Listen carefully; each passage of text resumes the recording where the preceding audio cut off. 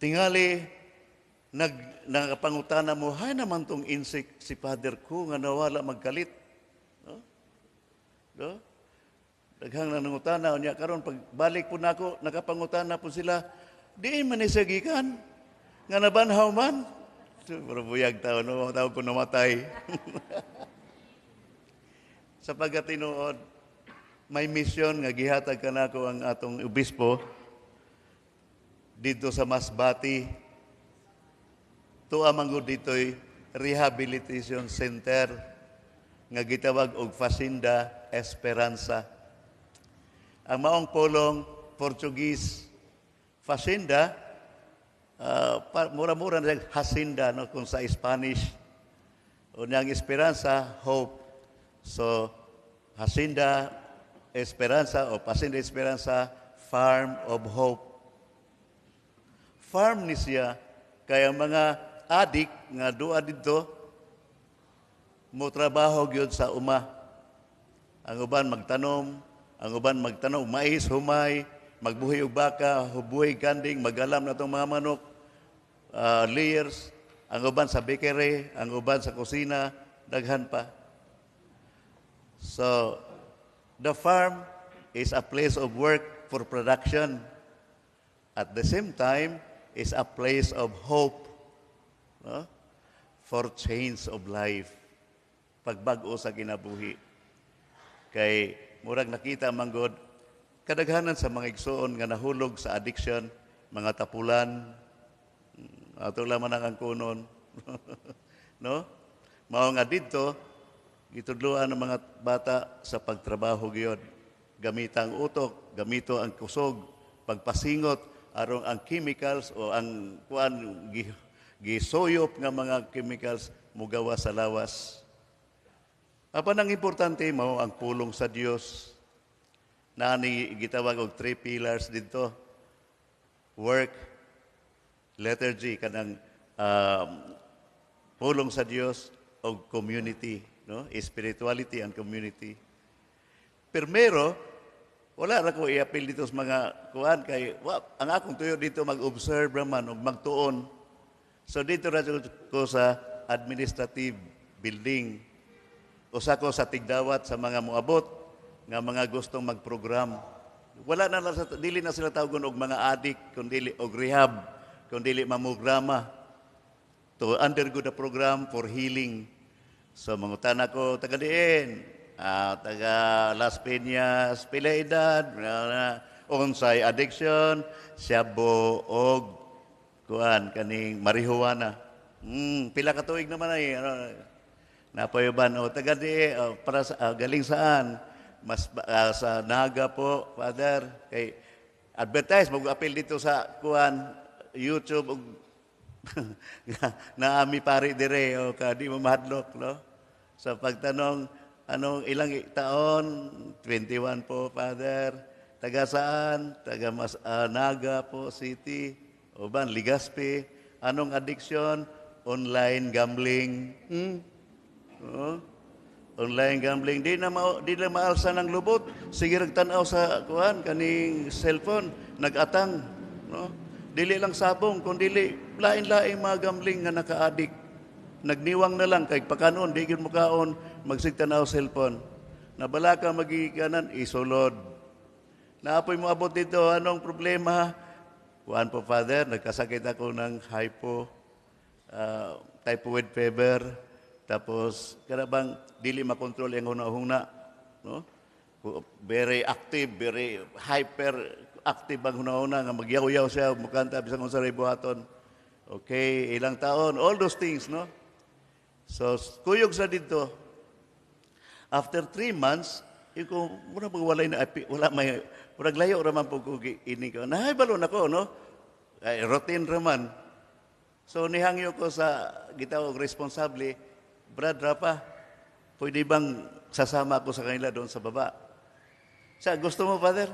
O, para ma-experience ko talaga kung anong ang buhay, ganyan-ganyan ba? Sige, pero hindi ka natatakot. Ba't matatakot? Hindi naman kaaway yun eh.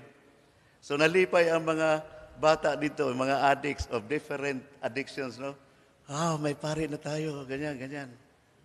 And then, Imbes kay 3 months ato, 6 months, mauli na. Giapura na gani ko ni Father Hendricks. Di pa ka mauli, dili pa. Because as the time goes, when I was with the boys and undergoing the program, I discovered adik po na ko, sigarilyo o bino. No? Ay, Lord, sorry ha. Karon pa ko nakadiscover inig, wa pa kumuanhi. No? And then, unsay pangontra, ang pulong sa Dios. Pare ko, I've been preaching the Word of God, but di rin ako, wala di epekto, no? So there were times naghila ko, Lord, sorry tanan, all those things. When I go back to Amlan, I will be a changed person na. No? Di na ko mainom, di na po kumusigrilyo. Hinaut untang makapugong. Nabi tayo sa mag-inom ng mga barkada ba dito sa amo. Abrik tandua, o Father, siya tayo. Kaya ilang po kong imbitahon kayo maging istorya ba? Pero naibaso, naibaso. Dili ka na mo apurahon. Kung gusto ra ka, nara po imong baso diha. Very tempting, no? Pero wala gid ko maglaway. Remember, I've been drinking for many years. Maybe 40, 50 years na. Nya karon ang pagkakataon na maundangan ako ning bisyuha, di na jud gumubalik. No? There was an attempt, no? 4th month na mo dito sa sulod na ay usa ka malditong adik nagdala og electric fan gikan sa kwarto sa abog kauban og ipabayloag sigarilyo dito sa gawas, barter, no? Dayong, Father, gusto mo? Ano yan? Cigarette. Ayoko. So, ipugos yung, sige na, Father, para. Dawat ko kus kabuok. Pagkagabi na, saka na kus buntod, dagkot ko dito, katulog kayo, muro ko matumba. Muro ko nahubog ba? Di na yun ko, wala na, di na kaya. Di na kaya, unya. Ako pong unahuna ang mga bata, mayroon nga, si Father nga, nagsisigarilyo pa rin. Wala. So na, pagkaugma, diha dayon tong responsable, nangutana, sino sa inyo ang nagbarter ng electric fan doon sa labas? Kaya ang tanang, mga silingan dito, konektado, maday sa president na may cellphone. Sir, itong isang bata nyo, ganyan ba? So wala, no? The point of this all is karon, no? Sigitang nagsimba, sigitang naminaw sa pulong sa Dios, apan wala gyud ta maadik sa iyang mga gisulti. No? Because I observe dito sa sulod ang mga adik, no? Ato lang kaning mga adik sa shabu, adik sa bino, adik sa sigarilyo, sa sugal, magkatol gyud ng kamot og dili makapanugal. Magkatol lang kamot kung dili makatugbulangan.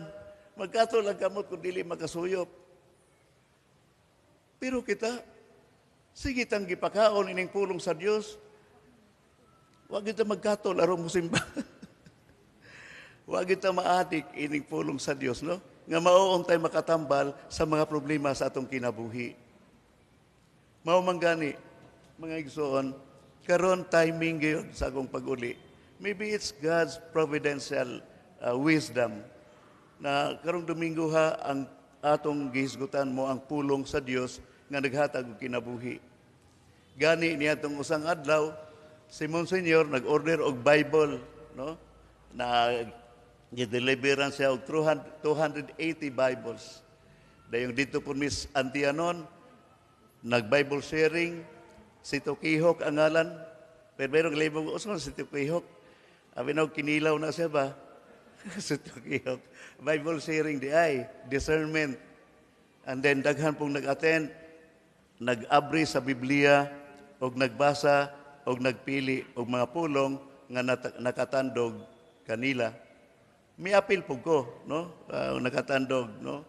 Munang nahinumdum ko atong batanon pagong pari na IBEC dito sa Mindanao ba? Niya one day, gikalit na kong bisita ang usa ka cluster, nag-prayer meeting sila, nag-Bible study sila, niapil ko. Naatol tong gospel niya ito nga si Jesus may usa ka amang og bungol nga tao nga gidala ngadto kang Hesus. Unya gidala ni Hesus ang tao palayo sa kadaghanan og dayong iyang gitutuhan iyang kamot og sa iyang laway iyang gihikap ang dila sa amang og dayong gikolkog niya ang dalunggan og nakasulti og nakabati na ang giyawaan nga amang og bungol. So mo to'y gospel, no? So basa nagkatulo niya, pili na. So, naimayon, ang akong napili, maabli. Ang akong napili, nakasulti. Diya po yung sa akong napili, kolkog.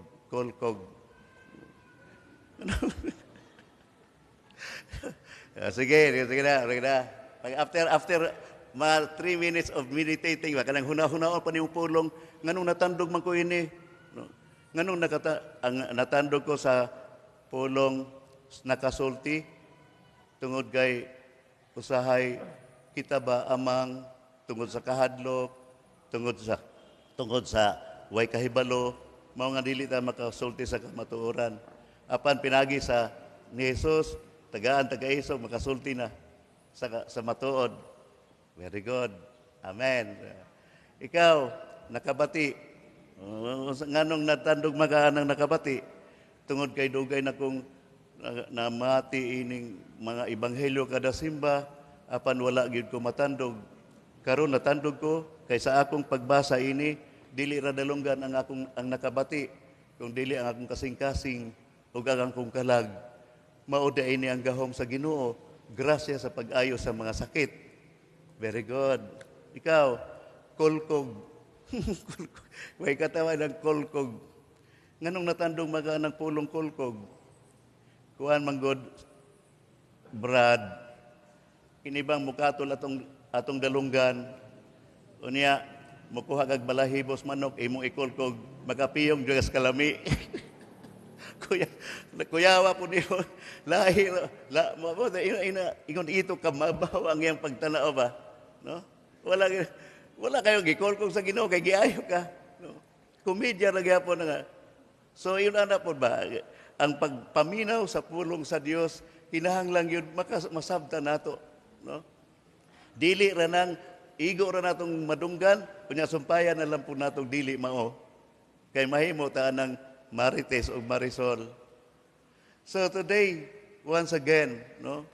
Sa unang pagbasa pa lamang, gipahinumduman kita sama sa gisulti ni Propeta Isaias, ang pulong sa Dios sama sa ulan, nga gipatulo gikan sa langit, aron moabot sa yuta, ug bas-on niya ang yuta, manurok ang mga tanom, ug mamunga, ug dili ning ulana mubalik sa langit, kung dili makapamunga ang mga tanom, ug dunay ikapamugas ang mga mag-uuma. The effect, no, the power of the rain, no, the power of the rain, kanabang ang gahom niya ng ulan, no, nakahatag og pagtubo sa tanom, nakapamunga, nakahatag pa natong pagkaon. Mingon si Propeta Isaias, mausab kana ang pulong sa Dios nga gikan kaniya. Muran siya espada nga duhay sulab, muabot sa yuta, ug dili siya mubalik sa langit kung walay dili niya matuman ang iyahang misyon ug ang iyang tahas. So ang gipasabot dinhi nga ang pulong sa Dios mao nga atong Ginoong Hesukristo. Nga gipadala sa amahan aron kita hatagag bag-ong kinabuhi pinaagi sa iyang gahom sa pulong lamang kung atong dawaton, kung atong puy-an ug atong ipakita sa mayong buhat.